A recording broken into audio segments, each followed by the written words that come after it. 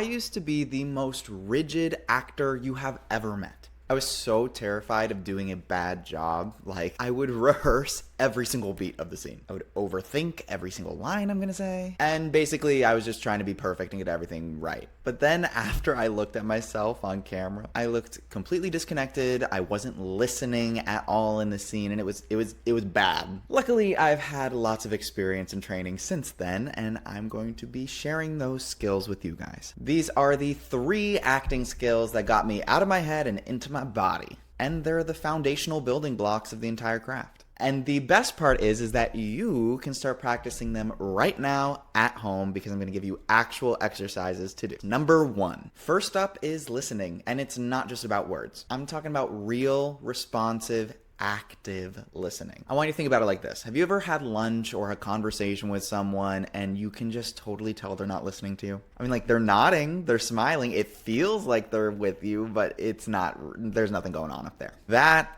is what bad acting looks like to an audience. Good acting is like a tennis match. Anyone see challengers out there? Your scene partner hits the moment to you, and you gotta respond just the way they're giving it to you. Not a second too soon, not a second too late. So back in conservatory when I was training, I was doing this one scene where my character had to be nervous. I fidgeted and I stuttered and I looked down trying to sell the nerves that were happening inside me. But you know what I wasn't doing?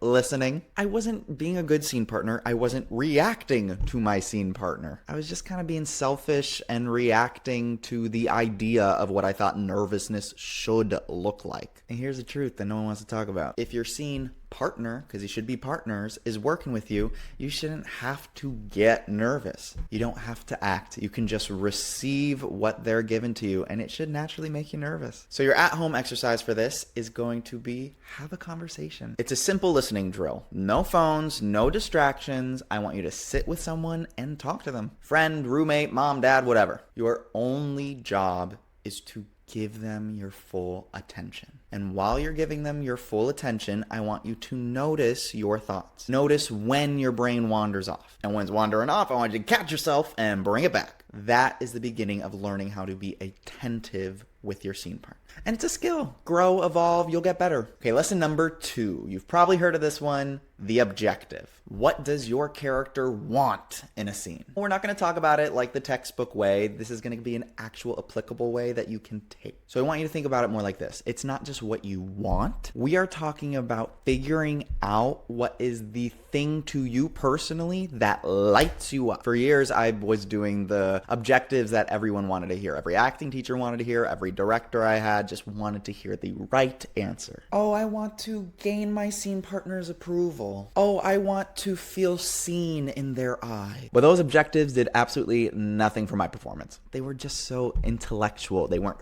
physical. They didn't make me want to go do something. So here's a slight tweak that helped really change everything for me. The objective has to be almost animalistic in nature. It has to be something you want to fight for. So here's your exercise for this. Close your eyes. Close your eyes. This is going to be like 20 seconds. Just close your eyes. Do it with me. I want you to take a deep breath. And now picture something you want in this lifetime. Something totally selfish. Maybe it feels a little icky, but it's the desire that's there. You want to win, to prove something, to impress someone, to be the best, to be noticed as the best. Now also notice the sensation happening in your body. Where do you feel that? Is it a pit in your stomach? Is it a tightness in your chest? Is it a shifting of your breathing? That's all your body saying, I care. And that's the kind of fuel we want on stage and on camera. Yes, you can open your eyes. With these kind of acting videos where I don't really get to be there in person with you, it'd be really appreciated if you hit the like button, because then I can know and get a feel for if that's resonating with you. So if you felt that pit or that tightness of breath or anything, let me know. Give me a like and I can clock if these things are working for us. Okay, and then on to lesson number 3, our final one of our foundation for our acting, the magic if. What is the magic if? That's actually the textbook definition. It sounds crazy, but it's the actual textbook definition. It's just linking everything to our imagination. A lot of people use the magic if in the context of what if fill in the blank. Usually, what if I were this character? What would I act like?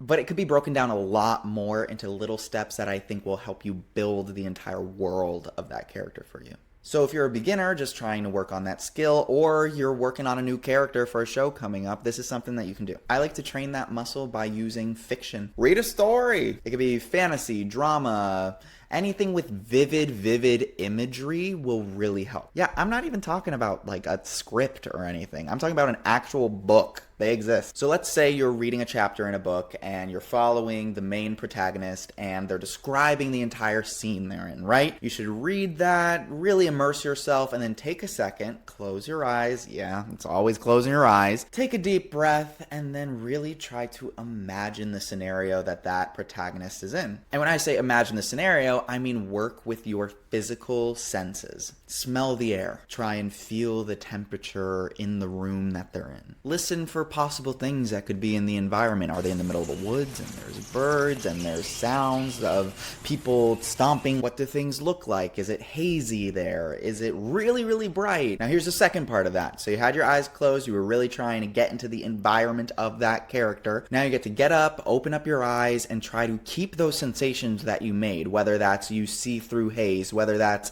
it's freezing in the room, anything like that, and just walk around and try to take that imagination that you had in your head with your eyes closed and try and put it externally into the room, like you are putting yourself in the scene in this physical world. And you are training your imagination to not just stay in here, but come out here to play. Can you still feel the world? Can you still smell things? That is a great step one to living under imaginary circumstances. And this is all for the audience. It's what they want to believe. They want to believe that you are in that world, so you got to believe you are in that world. So let's recap. The 3 acting foundations are: number 1, listening. React specifically to your partner. Objective. Figure out what you want and make sure it lights you up. And imagination, number 3. Train yourself to really feel and be in the world. And that comes through your 5 senses. If you want any help applying this to your own material, I do offer acting coachings. You can sign up at my link down below. So yeah, hit the bell because I got more acting exercises coming for you in the future. Thanks for watching, guys. You should probably check out this next video that YouTube's going to suggest because it's probably going to be right up your alley too.